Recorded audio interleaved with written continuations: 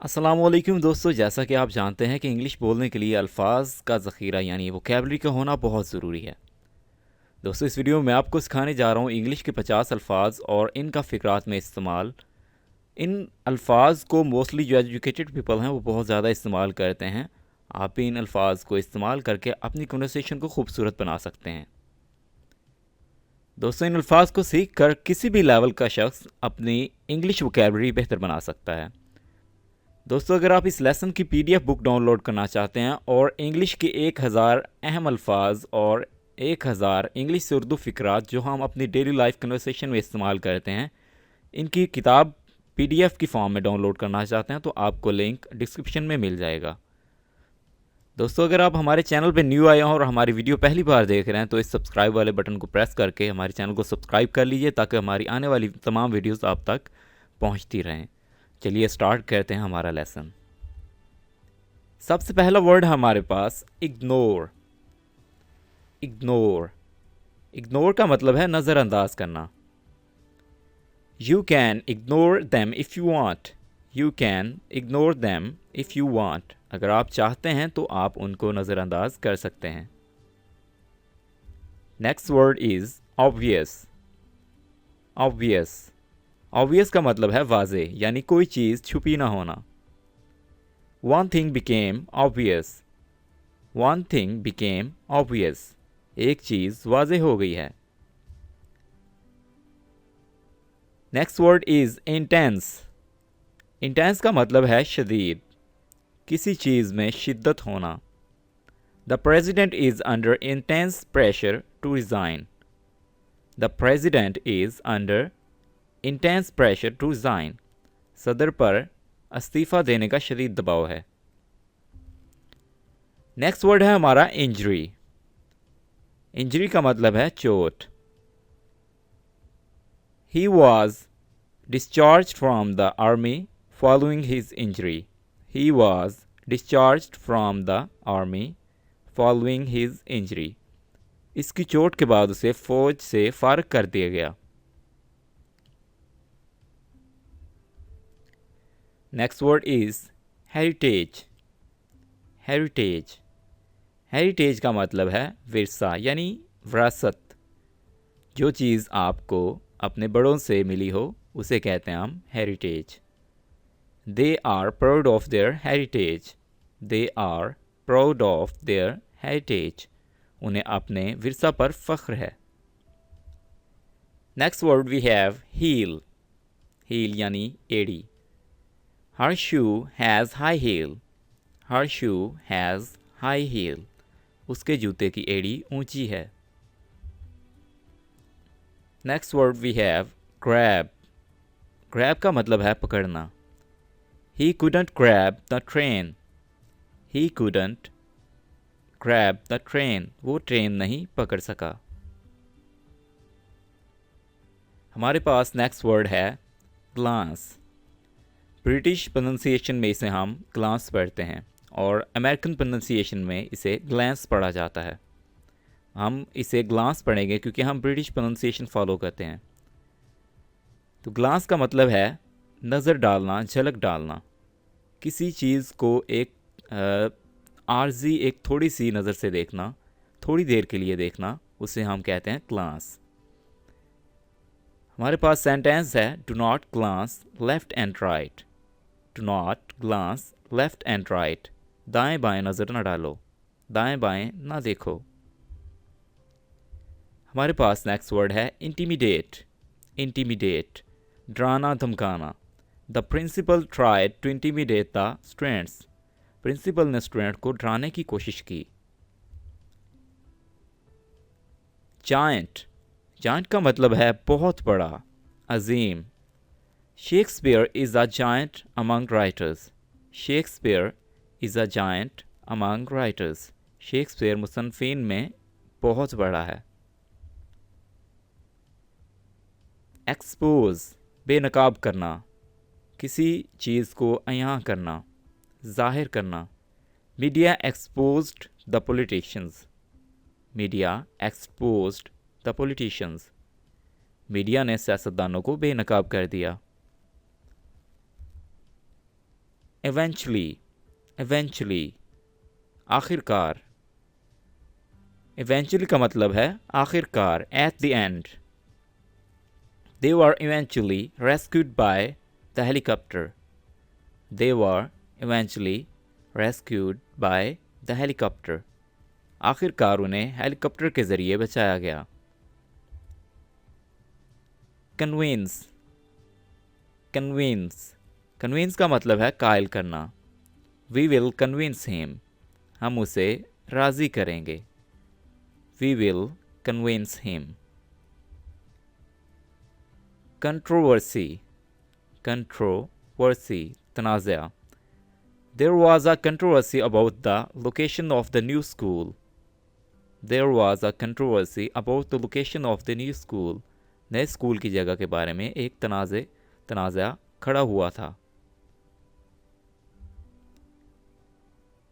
Contemporary, contemporary, आज के दौर का हम असर यानी मौजूदा ज़माने का।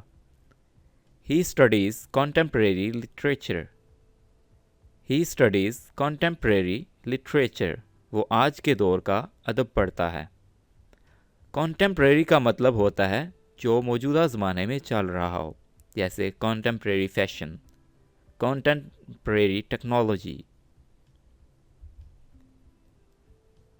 Consequence, नतीजा। Every action has its consequence. हर अमल का नतीजा होता है। Every action has its consequence. Concerned. This word is concerned. फिक्रमंद होना। I am concerned. मैं फिक्रमंद हूँ। I am concerned. Combine. जमा करना, मिलाना। He combined two ideas into one. He combined two ideas into one. उसने दो ख्यालात को एक साथ मिलाया। उसने दो ख्यालात को एक साथ मिलाया। Capable, काबिल होना। Capable. He is capable of teaching French. He is capable of teaching French. वो फ्रांसीसी सिखाने के काबिल है। Brief, मुख्तसर। Brief. Keep it brief. इसे मुख्तसर रखो। अगर आप कहना चाहें कि इसे शॉर्ट कर दो, इसे तूल ना दो ज़्यादा, इसे ज़्यादा लंबा ना करो, तो आप कहेंगे keep it brief. इसे मुख्तसर रखो, इसे ज़्यादा बड़ा होना। Bowl, bowl, प्याला। Do you have a bigger bowl? Do you have a bigger bowl? क्या आपके पास बड़ा प्याला है? Bottom, नीचे। Bottom. Read the bottom of the page. सफ़ा के नीचे से पढ़ें। Borrow, उधार लेना। Borrow. Can I borrow this pen? क्या मैं ये कलम उधार ले सकता हूँ? Lend, उधार देना। Lend. I will lend you my car. I will lend you my car. मैं तुम्हें अपनी कार उधार दूंगा। Blow, हवा का चलना या फूंक मारना। इसके दो मीनिंग्स हैं एक ही वर्ड के। इनको आप डिफरेंट वे से यूज़ कर सकते हैं। अगर आप इसे हवा का चलना के लिए यूज़ करेंगे तो सेंटेंस इसका बनेगा The wind is blowing. हवा चल रही है। The wind is blowing. और इसे आप फूंक मारने के लिए भी इस्तेमाल कर सकते हैं। इसके लिए हमारे पास सेंटेंस होगा Blow the blowpipe. Blow the blowpipe. Blowpipe हम कहते हैं फूंकनी को, जिसमें से हम फूंक मार के आग जलाते हैं। Intention, इरादा, नीयत। Intention. The smallest deed is better than greatest intention. The smallest deed is better than greatest intention. छोटा सा काम बड़ी नीयत से बेहतर है। बियॉन्ड, बियॉन्ड, बियॉन्ड का मतलब है बाहर, दूर। It is beyond my power, it is beyond my power, ये मेरी ताकत से बाहर है। बिहाइंड, पीछे। We will stay behind, we will stay behind, हम पीछे रहेंगे। बैरियर, बैरियर, बैरियर का मतलब है रुकावट। हमारे पास सेंटेंस है बैरियर के लिए। We must work hard to break down social barriers. यहाँ पे आपने करेक्शन कर लेनी है। वी मस्ट वर्क हार्ड, आपने यहाँ पे वर्क मेंशन कर लेना है। We must work hard to break down social barriers, हमें मशर्ती रुकावटों को ख़त्म करने के लिए सख्त मेहनत करनी होगी। असाइड, असाइड, एक तरफ, एक जानिब। I think it's time for me to step aside, I think it's time for me to step aside, मेरे ख्याल में अब वक्त आ गया है कि मैं एक तरफ हट जाऊं। एंटिसिपेट, एंटिसिपेट, तवक्को करना, उम्मीद रखना। We anticipate success, we anticipate success, हम कामयाबी की तवक्को करते हैं।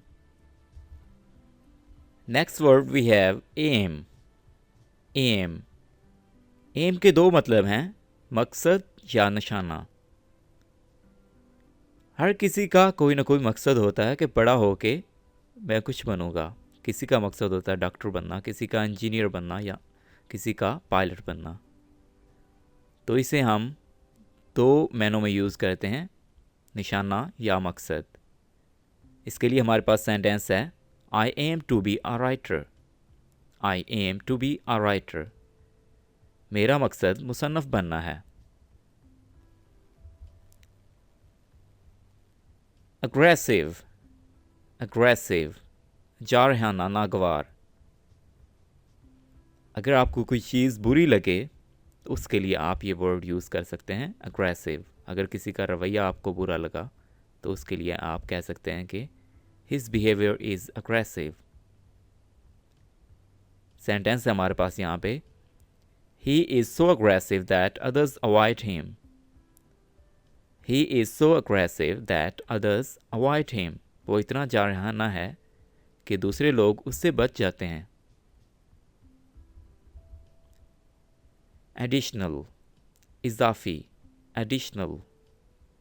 Do you have plans for additional education, do you have plans for additional education, क्या आपके पास इजाफी तालीम के लिए मंसूबे हैं। अक्वायर, अक्वायर, अक्वायर का मतलब है हासिल करना, पाना। ही acquired the habit of smoking, he acquired the habit of smoking, उसने तंबाकू नोशी की आदत हासिल की। अकम्पनी, अकम्पनी, हमराह होना, साथ होना।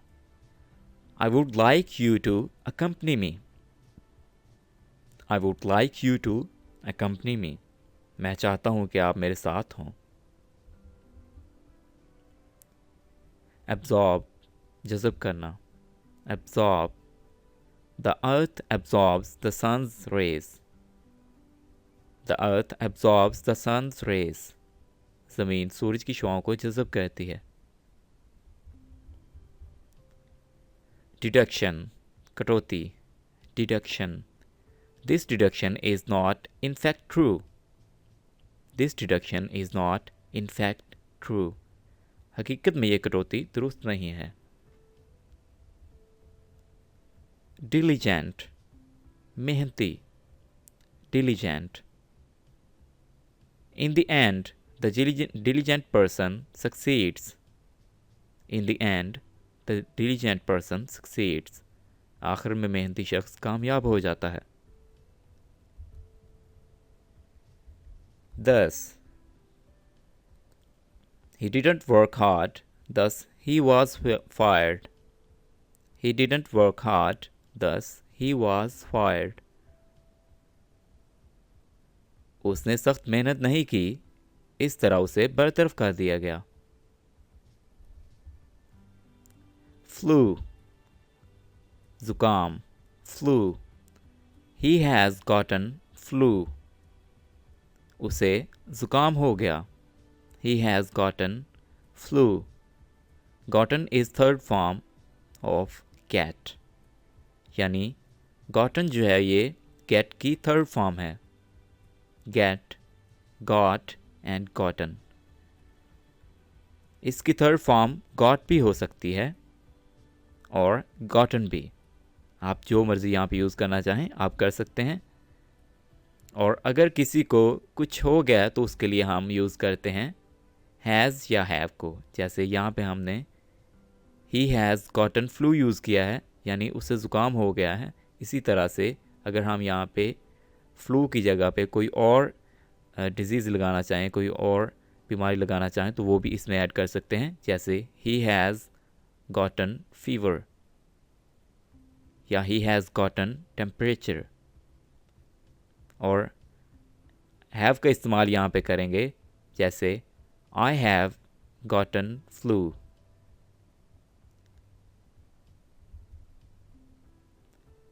नेक्स्ट वर्ड इज स्मूथ, हमवार, smooth. She used hair gel to smooth out her hair. She used hair gel to smooth out her hair. उसने अपने बालों को हमवार करने के लिए हेयर जेल का इस्तेमाल किया. Mud, कीचड़. Children like to play in the mud. Children like to play in the mud. बच्चे कीचड़ में खेलना पसंद करते हैं. Elevate, तरक्की देना, बड़ा ओहदा देना. Elevate यानी किसी चीज़ को उठाना. He was elevated last year. He was elevated last year. उसे पिछले साल तरक्की दी गई. Hypocrite. This word is hypocrite यानी मुनाफक. मुनाफक वो शख्स होता है जो अंदर से कुछ और हो और बाहर से कुछ और हो. तो उसके लिए हम यूज़ करेंगे hypocrite. He is a hypocrite.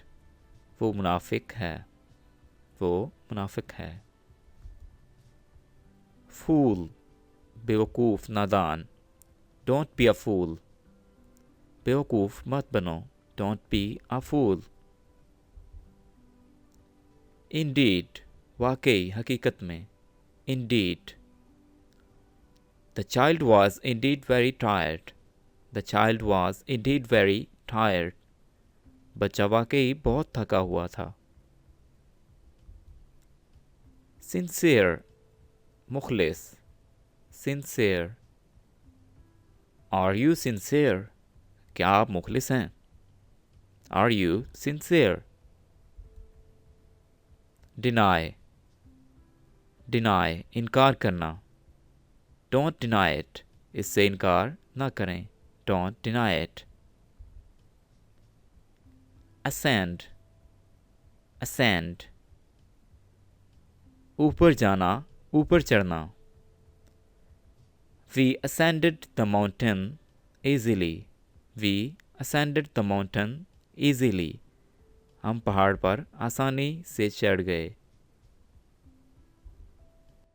Alright everyone, I hope आपने इस लेसन से बहुत से न्यू वर्ड सीखे होंगे और अपनी इंग्लिश पहले से बेहतर बनाई होगी. अगर आपको ये वीडियो पसंद आई है तो इस वीडियो को लाइक कीजिए, कमेंट कीजिए और अगर अभी तक आपने इस चैनल को सब्सक्राइब नहीं किया और अब आप अपनी इंग्लिश बेहतर बनाना चाहते हैं तो इस चैनल को सब्सक्राइब कर लीजिए ताकि आपको ऐसी यूज़फुल वीडियोज़ मिलती रहें और आप अपनी इंग्लिश बेहतर बनाते रहें. Thank you for